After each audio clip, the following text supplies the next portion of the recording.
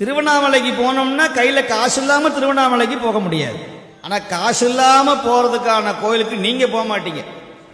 ஏன்னா உங்க மனசுல பதிஞ்சிருச்சு, எங்க கூட்டம் அதிகமாக இருக்கிறதோ, எங்கு ஜனங்கள் அதிகமாக இருக்கிறதோ, எங்கு கடைகள் அதிகமாக இருக்கிறதோ அங்குதான் சக்தி அதிகமாக இருக்கிறது கடவுளுக்கு என்று நீங்கள் முடிவு பண்ணி விட்டீர்கள்.